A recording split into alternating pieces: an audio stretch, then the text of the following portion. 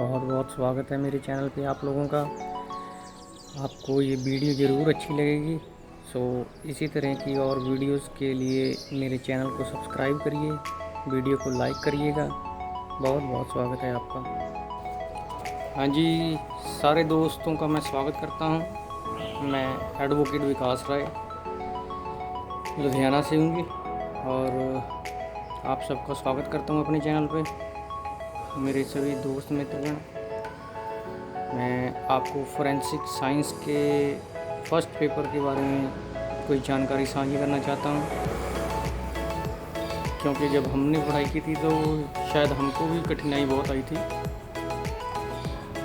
तो इसमें जो पहला पेपर है वो criminal jurisprudence and evidence law है। सो इसमें कोई ख़ास कठिनाई वाली बात नहीं है। क्रिमिनल जूरिस्प्रूडेंस में ज़्यादातर बातें क्राइम से संबंधित हैं कि क्राइम की शुरुआत कैसे होती है, क्या क्राइम सीन होता है और कौन कौन से एविडेंस होते हैं, कैसे किस तरह के, जैसे प्राइमरी एविडेंस हो गया, सेकेंडरी एविडेंस हो गया, डॉक्यूमेंट्री एविडेंस हो गया। तो इस तरह के कुछ जवाब हैं। तो मैं पिछले कुछ एग्ज़ाम में पूछे गए सवाल आपको बता दे रहा हूँ। जिस तरह पूछा गया था कि भारतीय आपराधिक न्यायशास्त्र दंड के निवारक सुधारात्मक सिद्धांतों के संयोजन पर आधारित, जहां आरोपियों के बीच अवरोध पैदा करने के लिए सज़ा दी जानी है, वहीं अपराधियों को भी सुधार का अवसर दिया जाना है। इस संबंध में भारत में दंड के विभिन्न सिद्धांतों के अर्थ, प्रकार, आलोचना आदि पर प्रकाश डालते हुए विस्तृत नोट दें।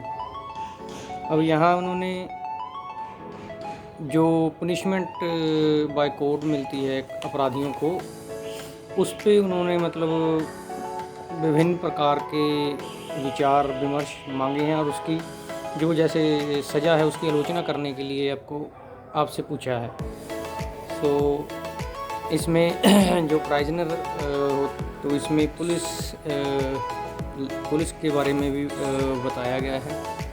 आप लोग इसमें पुलिस एक्ट के बारे में कि उसकी क्या ड्यूटीज़ है या उसका जो इनेक्टमेंट है, पुलिस जिस भी स्टेट में कोई पुलिस फोर्स है उसका कोई ना कोई एक एक्ट होता है, तो आपने वो ज़रूर पढ़ना है पुलिस एक्ट के बारे में। और तो उसकी क्या पॉलिसीज़ हैं, उसकी क्या ड्यूटीज़ हैं और उनका क्या करैक्टर होना चाहिए और उनकी एफिशिएंसी, उनकी सोशल सर्विसेज और discipline, power and duties, honesty, moral, जो भी उनका टर्पिट्यूड है वो क्या होना चाहिए।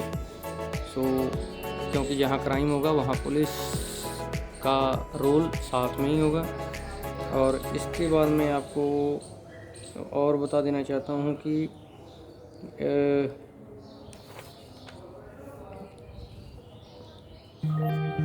और फिर मैं बता देना चाहता हूँ कि आजकल का जो क्राइम का एरिया है वो ग्लोबलाइजेशन का रूप ले चुका है।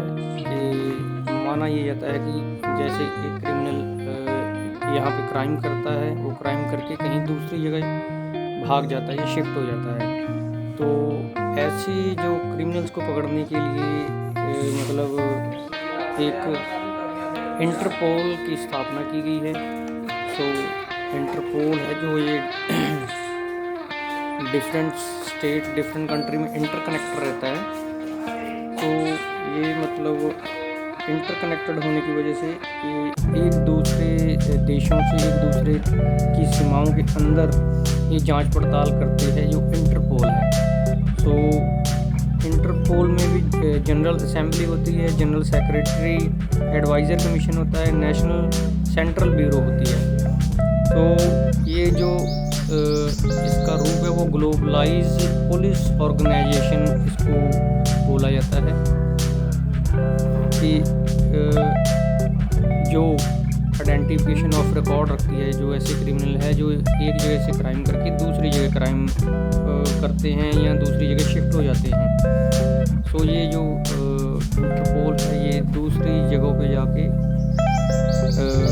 ये उनका डाटा रिकॉर्ड करती है, के सारे विवरण को सर्च करके और दूसरी सीमाओं तक की जो पुलिस है उनको पहुंचाती है, दूसरी स्टेट की पुलिस को एक्टिवेट करती है। सो ये इंटरपोल है जो ये क्राइम्स को प्रिवेंट करने के लिए बहुत महत्वपूर्ण योगदान देती है।